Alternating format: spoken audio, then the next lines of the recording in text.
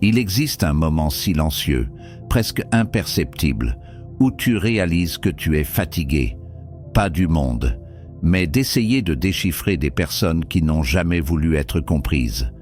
As-tu déjà ressenti cela?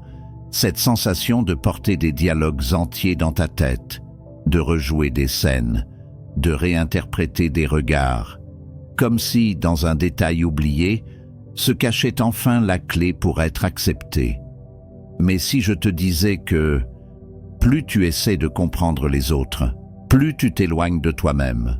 Dès les premières secondes de cette vidéo, je dois être honnête avec toi. Il ne s'agit pas de devenir froid, ni d'abandonner les gens. Il s'agit de liberté. Cette liberté que Carl Jung disait ne pas naître du contrôle, mais de l'intégration de l'ombre. Aujourd'hui, tu vas comprendre pourquoi le besoin obsessionnel de comprendre l'autre est souvent un symptôme d'abandon intérieur. Et pourquoi le jour où tu lâches ce besoin est le jour où quelque chose, en toi, commence enfin à respirer. Peut-être as-tu appris très tôt que tu devais être compréhensible pour être aimé, agréable pour ne pas être rejeté, traduisible pour ne pas être abandonné. Alors tu as fait la même chose avec les autres. Tu as essayé de tout comprendre, de tout justifier, de tout pardonner avant même de ressentir. Mais Jung mettait en garde, ce que tu ne reconnais pas en toi revient comme un destin, et c'est ici que commence le mystère. Car il existe une vérité que presque personne n'ose dire à voix haute, tout n'a pas besoin d'être compris. Certaines choses doivent simplement être vues, puis laissées. Tout au long de cette vidéo, tu vas traverser des couches, de la persona que tu montres jusqu'à l'ombre que tu évites. Et au cœur de ce chemin, tu découvriras pourquoi vouloir trop comprendre les autres peut être la manière la plus élégante de fuir soi-même. Respire.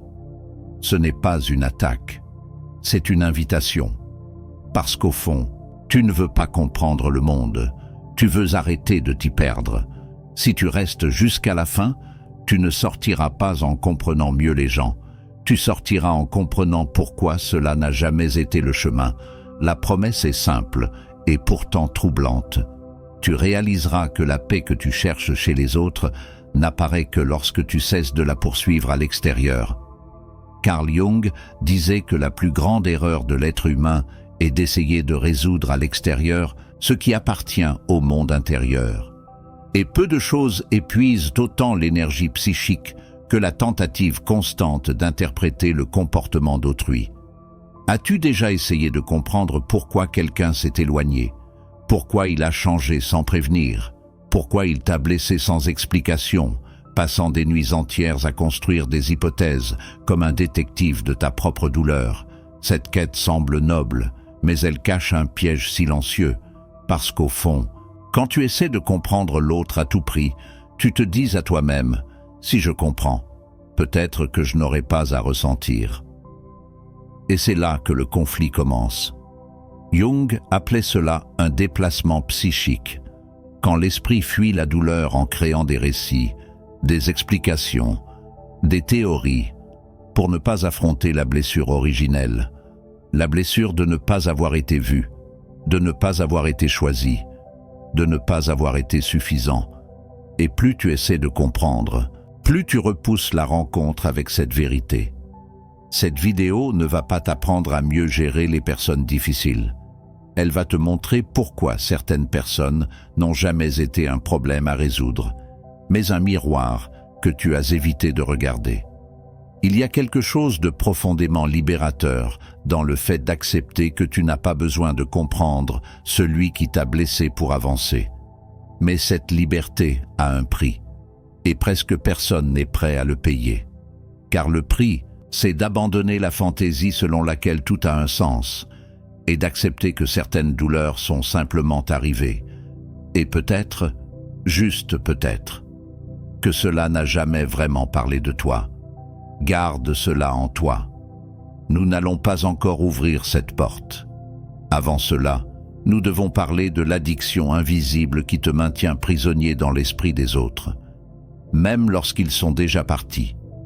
Il existe une habitude qui ressemble à de la maturité, mais qui est en réalité Une dépendance émotionnelle déguisée. L'habitude de vouloir tout comprendre, de donner un contexte à chaque geste, de trouver une explication acceptable même à ce qui t'a profondément blessé. Tu appelles cela de l'empathie. Mais Jung parlerait plutôt d'une inflation de la conscience. Lorsque tu passes ta vie à essayer d'entrer dans l'esprit des autres, à imaginer ce qu'ils ont ressenti, ce qu'ils ont pensé, ce qui les a poussés à agir ainsi, tu abandonnes ton propre territoire psychique et, peu à peu, tu te mets à vivre comme un invité dans la maison émotionnelle des autres. Tu ressens la fatigue, elle ne vient pas des gens. Elle vient de l'effort constant de traduire ce qui n'a jamais été dit et de justifier ce qui n'a jamais été pris en charge. Il y a quelque chose que presque personne n'ose admettre. Comprendre l'autre est souvent une manière sophistiquée de maintenir le lien en vie, même lorsqu'il est déjà rompu. Pendant que tu essaies de comprendre, l'histoire continue. Le lien ne se brise pas. La douleur garde une fonction. Jung disait que l'inconscient ne cherche pas le confort, il cherche la totalité. Et la totalité commence lorsque tu acceptes que certaines questions n'ont pas de réponse, et que s'y accrocher est une façon d'éviter le deuil. Car comprendre, c'est maintenir l'espoir qu'à la fin, tout finira par s'emboîter. Mais la vie ne fonctionne pas ainsi. Certaines expériences ne s'emboîtent pas, elles déchirent. Et c'est dans cette déchirure que quelque chose de nouveau naît. Voici un insight qui change tout. Tu n'es pas prisonnier des personnes. Tu es prisonnier de la version de toi qui avait besoin d'être comprise par elles. Quand cela s'effondre, le sol disparaît un instant.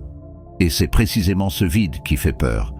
Si cela résonne en toi, si, à un certain niveau, tu te reconnais dans ce schéma silencieux, laisse un signe maintenant. Pas pour moi, mais comme un signal pour toi-même que tu es prêt à quitter l'esprit des autres et à rentrer chez toi. À partir d'ici, le chemin devient plus dense. Nous entrons dans un territoire que Jung appelait l'ombre. Et tout le monde n'aime pas ce qu'il y découvre. Jung disait que l'ombre n'est pas ce que tu es, mais ce que tu évites d'être. Et il existe une ombre particulière chez ceux qui passent leur vie à comprendre les autres, l'ombre de leurs propres besoins. Car admettre que tu as besoin d'être vu, d'être choisi, d'être aimé sans traduction, ressemble à une faiblesse. Alors tu échanges le besoin contre l'analyse. Tu remplaces le ressenti par la compréhension, la vulnérabilité par la lucidité. Mais la psyché ne se trompe pas. Plus tu essaies de comprendre l'autre, plus tu repousses dans l'inconscient ce désir simple et profondément humain, être suffisant sans effort. Voici la partie inconfortable et libératrice. Tu ne veux pas toujours comprendre. Parfois, tu veux prouver que tu n'as pas été jeté. Tu cherches une explication qui sauve ta dignité, qui transforme le rejet en malentendu, qui transforme l'indifférence en confusion émotionnelle. Mais cela te maintient prisonnier d'un récit où l'autre reste le centre. C'est là que l'ombre se manifeste, dans la difficulté d'accepter que quelqu'un ait pu partir sans grands conflits intérieurs, sans dilemme profond, sans regret dramatique. Et cela fait mal, parce que cela confronte une idée ancienne. Si tu avais vraiment compté, il aurait été impossible de ne pas essayer de te comprendre. Mais Jung enseignait quelque chose de radical. La libération commence lorsque tu retires la libido psychique des objets extérieurs pour la ramener à toi. Autrement dit, lorsque tu cesses d'investir ton énergie là où il n'y a pas de présence. Accepter cela ne te rend pas amer, cela te rend entier. Car l'ombre ne cherche pas la vengeance, elle cherche la reconnaissance. Et lorsque tu reconnais que cette part de toi voulait être choisie, sans avoir à s'expliquer, quelque chose s'apaise. Tu n'as pas besoin de justifier l'autre pour rester digne. Cette compréhension n'arrive pas comme un soulagement immédiat, elle arrive comme un silence étrange, dans lequel tu réalises que tu n'as plus besoin de courir après des réponses. Et ce n'est que le début, il existe une version de toi qui n'est pas née par vanité. Elle est née pour survivre. Jung appelait cette version la persona, le masque social, le personnage fonctionnel, ce que tu apprends à devenir pour continuer à appartenir. Mais peu de personnes réalisent que la persona de ceux qui cherchent trop à comprendre est presque toujours celle du médiateur émotionnel, celui qui comprend, qui relativise, qui nuance, qui voit les deux côtés.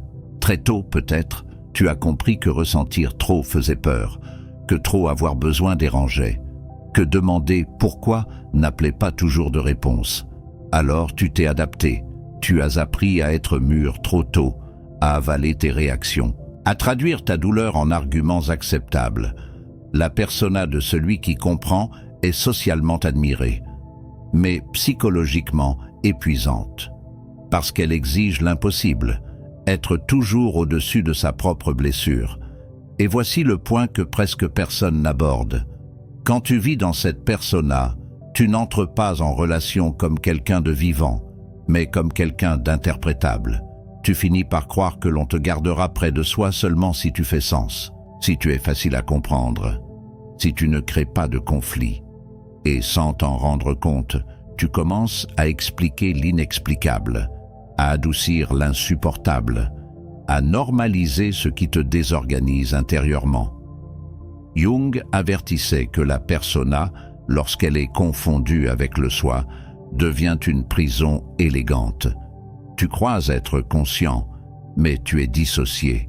Personne n'a été fait pour vivre en tant que pont émotionnel en permanence. Il existe un coût silencieux à toujours être celui qui comprend. Personne ne demande si toi tu vas bien. Tu deviens l'endroit sûr, mais jamais la destination. Et cela crée un paradoxe cruel. Plus tu comprends les autres, moins ils ressentent le besoin de te comprendre. La persona du compréhensif attire ceux qui veulent être accueillis, mais repousse ceux qui sont prêts à rester. Et peut-être que voici l'une des vérités les plus difficiles à accepter.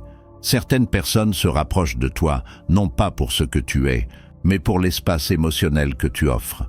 Lorsque tu commences à retirer ce masque, lorsque tu expliques moins, que tu justifies moins, que tu comprends moins avant même de ressentir, quelque chose d'étrange se produit. Certaines personnes s'éloignent, et ça fait mal, parce que cela confirme une peur ancienne, mais cela révèle aussi quelque chose de libérateur. Elle n'était jamais là pour toi, dans ta totalité. Jung disait que le processus d'individuation commence lorsque la persona se fissure. Elle n'explose pas, elle se fissure. C'est subtil.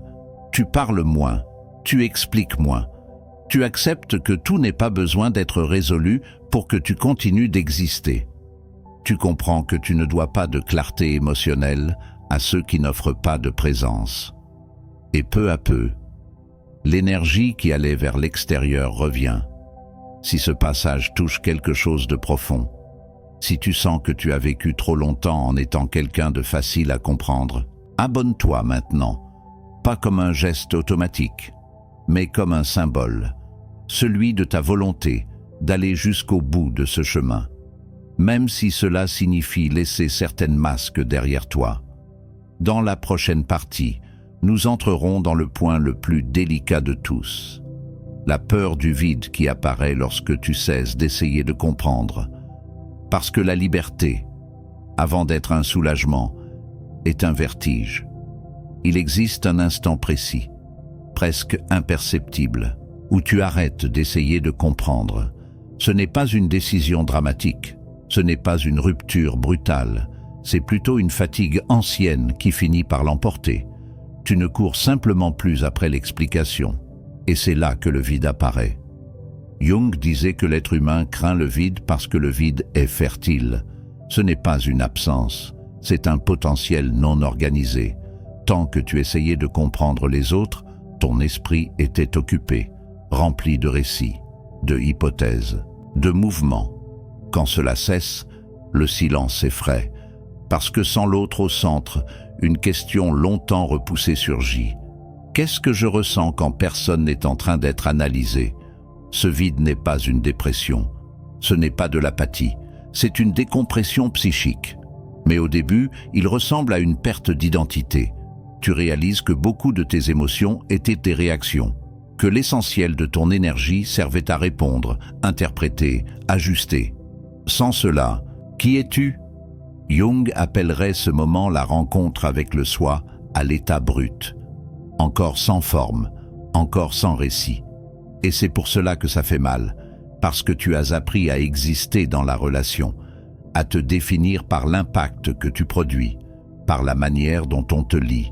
Lorsque l'autre quitte le centre, il ne reste pas immédiatement un « moi fort », il reste un « moi cru ». Et le moi cru n'a pas de réponse toute faite. Il ressent avant de comprendre, il recule avant d'expliquer. Il observe sans se justifier. C'est à cet endroit que beaucoup font demi-tour. Réactivent l'ancien schéma, envoient des messages qu'ils ne devraient pas, créent des dialogues imaginaires, relancent l'analyse obsessionnelle, n'importe quoi pour remplir le silence. Mais Jung mettait en garde. Celui qui fuit le vide fuit son propre processus d'individuation, car c'est dans cet espace inoccupé que quelque chose commence à s'organiser de l'intérieur vers l'extérieur. Tu commences à comprendre que tu n'as pas besoin de comprendre l'autre pour savoir si quelque chose te fait du bien, que tu n'as pas besoin d'explication pour reconnaître une limite, que tu n'as pas besoin de décrypter les intentions pour respecter un malaise. Voilà la véritable maturité émotionnelle, pas celle qui plaît, mais celle qui soutient. Et quelque chose d'étrange se produit. Moins tu essaies de comprendre, plus tout devient clair. Non pas parce que les autres ont changé, mais parce que tu as cessé de négocier avec ta propre perception. Lorsque tu arrêtes d'essayer de comprendre les autres, quelque chose d'inattendu surgit à la place du soulagement immédiat, la culpabilité. Une culpabilité étrange, sans visage, sans accusateur précis, comme si, en cessant d'expliquer, tu commettais une faute morale, comme si tu devenais injuste, froid, égoïste. Cette culpabilité ne naît pas maintenant, elle était déjà là, elle change simplement de forme. Jung disait que la culpabilité est souvent le symptôme d'une valeur introjectée qui n'a jamais été réellement choisie. Tu as appris, tôt ou trop tard, qu'il fallait être compréhensible pour mériter qu'on reste, qu'il fallait expliquer ses émotions pour justifier ses limites, qu'il fallait comprendre l'autre pour avoir le droit de s'éloigner. Lorsque tu romps avec cela, le système intérieur réagit. La psyché demande « Qui crois-tu être pour ne pas essayer de comprendre ?» Cette voix n'est pas la conscience, c'est le conditionnement. Elle naît de liens anciens où aimer signifiait s'adapter, où le silence était une punition, où l'incompréhension menait à la perte. Alors tu as commencé à t'expliquer avant même qu'on ne te questionne, à comprendre avant même d'être blessé, à t'excuser de ressentir. Arrêter cela ressemble à une transgression. Mais Jung enseignait que toute individuation passe par une période de culpabilité nécessaire, l'inconfort de ne plus correspondre aux attentes qui soutenaient une identité ancienne. Tu ne deviens pas quelqu'un de pire. Tu cesses d'être quelqu'un de malléable, et cela menace l'équilibre de ceux qui profitaient de ta flexibilité. Voilà pourquoi la culpabilité apparaît, non pas parce que tu as mal agi, mais parce que tu as changé d'axe. La culpabilité signale que tu as cessé de t'abandonner pour préserver l'harmonie extérieure. Et voici une vérité dure et libératrice. Celui qui exige des explications constantes ne cherche pas la compréhension. Il cherche le contrôle émotionnel. Quand tu acceptes cette idée, la culpabilité commence à perdre de sa force. Elle ne disparaît pas immédiatement, mais elle cesse de commander. Tu apprends à l'écouter sans lui obéir. Et dans ce nouveau silence, quelque chose commence à se réorganiser, pas à l'extérieur, à l'intérieur. Ensuite, le point le plus subtil de tous, l'instant où tu réalises que tu n'as plus besoin d'être compris pour exister en paix. Il arrive un moment où quelque chose se déplace en toi. Ce n'est pas de la force, ce n'est pas de l'indifférence, c'est de l'alignement. Tu comprends que s'expliquer fatigue, mais que se justifier épuise l'âme. Être compris a longtemps semblé synonyme de connexion. Mais peu à peu, tu remarques que beaucoup comprennent, et pourtant s'en vont. D'autres ne comprennent rien, mais restent. Et cela fait s'effondrer une croyance ancienne. Jung disait que le lien véritable ne naît pas de la clarté intellectuelle, mais de la résonance psychique. Il y a des personnes qui ne comprennent pas ton histoire, tes raisons, tes douleurs, et qui pourtant te sentent. D'autres comprennent tout, mais ne supportent pas ta présence. Quand cela devient évident, tu cesses d'investir ton énergie à être traduisible. Tu comprends quelque chose d'essentiel. Celui qui a besoin que tu t'expliques sans cesse n'essaie pas de se rapprocher de toi. Il tente de te réduire à quelque chose qui entre dans sa propre vision du monde. Et tu n'y entres pas. Personne d'entier n'y entre. Le désir obsessionnel d'être compris est, au fond, le désir de ne pas être rejeté. Mais le rejet n'est pas un manque d'explication. C'est un manque de rencontre. Quand tu acceptes cela, une paix étrange apparaît. Tu parles moins, non par peur, mais par confiance. La confiance que ceux qui doivent être là ressentiront. Et ceux qui ne ressentent pas, ce n'est pas une perte, c'est un filtrage. Jung appellerait cela le retrait de la projection. Tu cesses de projeter sur l'autre la fonction de valider ton expérience intérieure. Ta douleur n'a pas besoin d'être comprise pour être légitime. Ta limite n'a pas besoin d'être acceptée pour être nécessaire. Ton silence n'a pas besoin d'être interprété pour être respectable. C'est le moment où tu cesses de te négocier toi-même. Et quand cela arrive, la vie devient plus simple, pas plus facile, plus honnête. Moins de personnes entrent, mais celles qui entrent entières. Et toi aussi. Il reste encore une étape, peut-être la plus profonde. L'intégration finale, comprendre que certaines personnes ne t'ont pas fait défaut. Elles n'étaient simplement pas le lieu où tu étais censé rester. C'est là que la liberté s'accomplit. Il existe une phase silencieuse, où tu regardes en arrière sans colère, sans nostalgie, sans besoin de fermer l'histoire. Ce n'est pas de l'oubli, c'est de l'intégration. Jung disait que mûrir, ce n'est pas effacer le passé, mais lui retirer le pouvoir de définir qui tu es maintenant. À ce stade du chemin, quelque chose d'essentiel se réorganise. Tu cesses de voir les personnes comme des énigmes à résoudre ou des épreuves à surmonter. Elles redeviennent ce qu'elles ont toujours été, des personnes, avec des limites, des aveuglements, des histoires qui ne s'alignent pas aux tiennes, et cela change tout. Tu comprends que certaines ne sont pas restées non pas parce que tu as échoué, mais parce que rester aurait exigé d'elles un niveau de présence qu'elles n'avaient pas. Tu reconnais aussi qu'il y a eu des moments où tu as essayé de rester là où il n'y avait plus d'espace pour grandir. Et cette compréhension ne vient pas comme une culpabilité, elle vient comme une maturité. L'autre cesse d'être un bourreau, mais cesse aussi d'être une justification. Tu n'as plus besoin de comprendre pourquoi quelqu'un a été comme il a été pour avancer. La question change.